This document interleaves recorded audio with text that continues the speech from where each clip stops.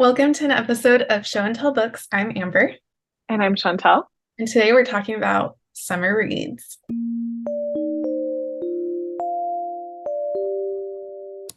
I'm so excited for this. Me too. It's like the sun is out. Now it's time to like go by the pool or the beach or whatever water source you have near you and like pick a book and just dive in. And I think this is like my favorite season. Yeah, I always feel like I want to go on an adventure and get lost in someone else's story, if that makes sense. So let's get started by talking about like our individual favorite authors, and then we'll talk about ones that we both just love. I'll get started. So on Audible, there are some Audible originals by Cara Barstone that I found on accident one day, and I have loved every single one of hers that I've listened to. The first I started was part of the Loveline series, and they're just such cute romance comedies that are completely clean. And quick to listen to. You just feel like you're getting sucked into this little slice of life. Um, and it goes by so fast because you develop such a deep connection with the characters because the narration is done by a full cast. So Oh, fun. it's super fun and just perfect for like going to the pool with your kids or on a long car ride for your family vacation. Those are great. When it's a really good audiobook and with like full narration and all of that, it just sucks you in. And then however long you spend on the audio, like you're done in a heartbeat, it feels like. Yeah. On that same note, I love any book by Morgan Matson. I will preface this with like all my author recommendations are YA authors, and I don't know why that is, except like that they're fun and they're light, which I think is my favorite thing when it comes to summer reads is I like a plot that you don't have to think, that it's just like super light and fun and you like close the book and you're happy because it was the most trying thing that happened to the characters was like they got in a fight with their parents or there was like a miscommunication trope. But as teenagers, the miscommunication trope works. So anyway, Morgan Matson, she's written a ton of books like Since You've Been Gone or Second Chance Summer. Amy and Roger's Epic Detour is probably my favorite Morgan Matson book, especially when it comes to the summertime. It's about a trip and they road trip like across the country and go on different detours and just it's just a good read. I'm excited to read that one someday because it sounds so fun the way you've talked about it before. My next pick would be Elin Hilderbrand. She's been around for a long time. She releases a new book every summer, usually takes place in Nantucket. And the way that she writes it, you just feel like you're there. Like you can visualize everything she's describing. The relationships are so fleshed out in the novels that you're like, oh, I know how that character would respond in this situation. Or she takes a unique way to tell these stories. So the one that I read last year was Hotel Nantucket, and there's a little bit of historical like ghost action happening and multiple love stories taking place, and you just feel like you're connected to her cast of characters while being in a great summer location. Those are the best when like you love the characters enough that they also just like make the book. Like the plot itself is great too.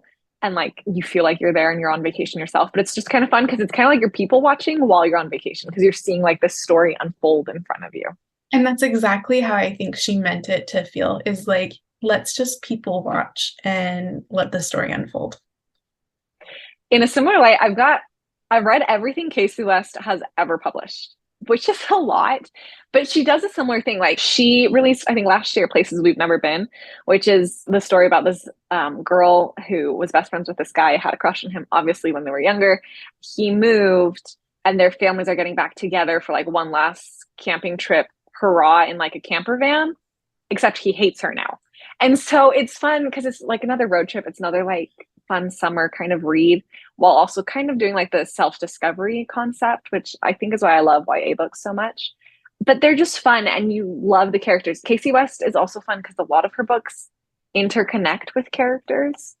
So while Mm. they're standalones, they have pop-ins from other characters. And I love when authors do that, when they just capture in essence like a fight you might have with your siblings and or the angst you had as a teenager when the person you liked moved, or like all these emotions that we all have, and they just perfectly capture it in like a 300-page book. And you're like, okay, this is perfect. Pocket-sized edition and happily ever after. That's awesome. Along the lines of that, Sarah Dessen is a great summer YA author.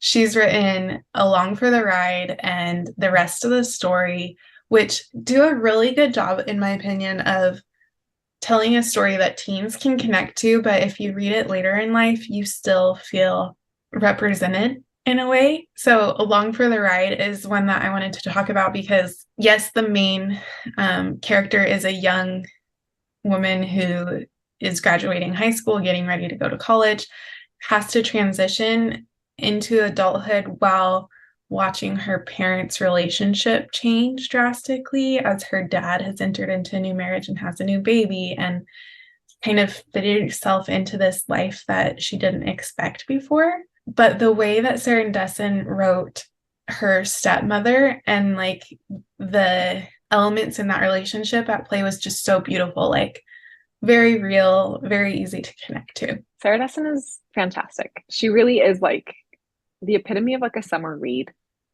Um, in a similar manner, I guess, I love Emma Lord.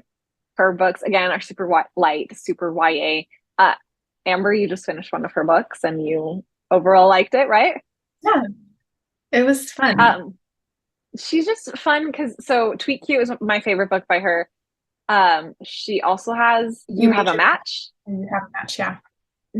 That one's really fun. I think she's just great because her characters are snarky and sarcastic. And like Tweet Cute, for example, is in a book form like the sarcastic clapbacks that like Wendy's is famous for on Twitter, or like that sarcastic feel. That is what her books feel like. And I love that because it's fresh and it's different and engaging and you're laughing out loud and you get sucked into the stories. I think that is what I always look for in a summer book is a cute romance. Not a lot of angst, I guess, happens, or not a lot of even smut. Honestly, I love them because they're just cute and romantic in a hallmarky kind of way.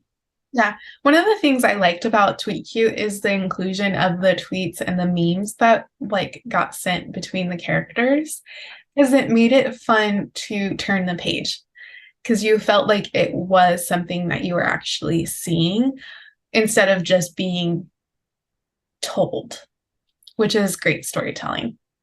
It sucks you in and it engages you, and you feel as if you are the characters, or at the very least, like you're their best friend watching from their shoulder, like what's going on and getting like the recap of everything that happened. They're fantastic. Yeah. Which brings us to authors that we both love and recommend.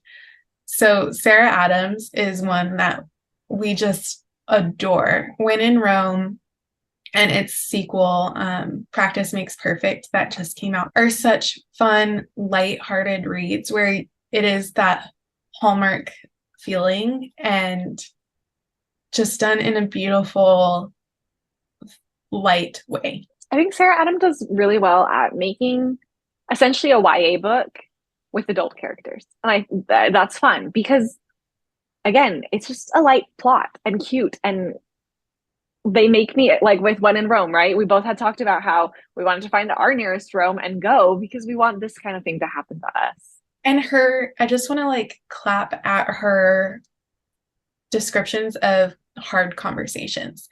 Like authors oftentimes just throw red flags in or not the most healthy descriptions of a relationship, but Sarah Adams is the queen of doing a relationship that portrays constructive conversations in a believable way that you're like, oh, that's maybe how I should approach that next conversation I have in my real life.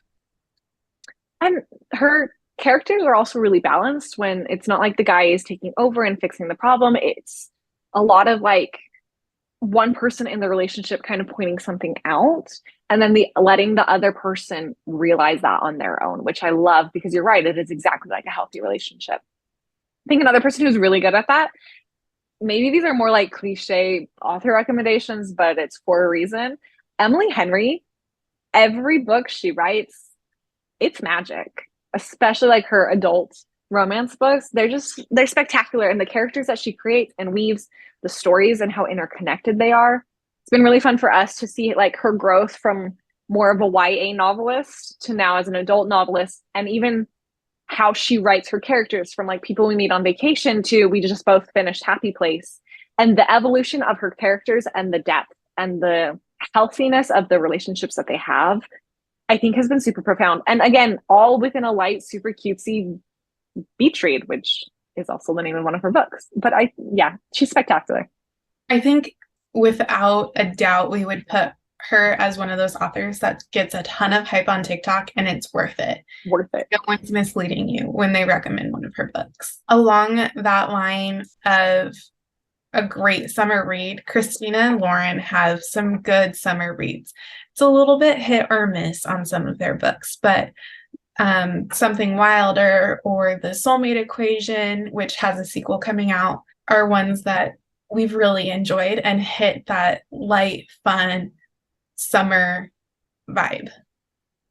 They have a book, Love and Other Words, which was also great. It's also really similar to another book that we recommend, which is Every Summer After and Carly Fortune. She has another book coming. It was released. It just came out. Yeah. So those are really great, kind of like lakeside reads, because they don't really happen at the beach. They happen at a lake and like on the dock and stuff. But it's just, they're fun. And what's fun about Love and Other Words and Every Summer After, and I think from what I've read, Meet Me at the Lake. Meet Me at the Lake, is that you're not getting the story at one point in the character's life. You're getting the story as they grow up. So you're seeing the memories and kind of impactful moments from their childhood or teen years and how that impacted their development over time and made them who they are in present day. They're really similar to, if you liked People We Meet on Vacation, or Happy Place is also told in this style of one chapter is President's Day and then there's a flashback to something that happened in the past. And I think that's what I really loved about like Every Summer After and Love in Other Words, is it did just enough to like hook you into the next chapter, and then it kept going and going and going. And you're right, they didn't give you everything. It was just, oh, here's a problem, here's a tiny hint as to why the problem happened, and it just keeps feeding you on and on. It's a breadcrumb, and it's wonderful. Yeah. Another author that we enjoy during the summer is Ali Hazelwood. Even though her books aren't necessarily like top tier, they lean a little bit more towards the cozy feeling of a quick read that you connect to. I feel like I read Love Hypothesis whenever I'm having kind of a meh day and want to forget whatever happened in my daily life. It's one that I can just kind of escape in because it's a little bit ridiculous and hilarious, because the main character finds herself in a situation that is completely her own doing, and it's just, which I think makes me excited because she's got Love theoretically coming out in June, and I think basically a lot of these authors just had books that released, have books coming out in the next month-ish, and there's a reason for it. It's because their books are fantastic and they're perfectly timed for that summer read. Yeah, books that you can pick up and read in one sitting or in a day. These are some of the cases where you're right, where BookTok actually got it right, or where the hype is worth it, and they're fun. We hope that some of these books kind of inspired you for your summer reading. Leave us a comment as to what some of your favorite summer reads are. We're always looking for new ones to pick up when we go to the pool or the beach or whatever. Don't forget to like and subscribe, watch another video, and we will see you guys next time. Bye.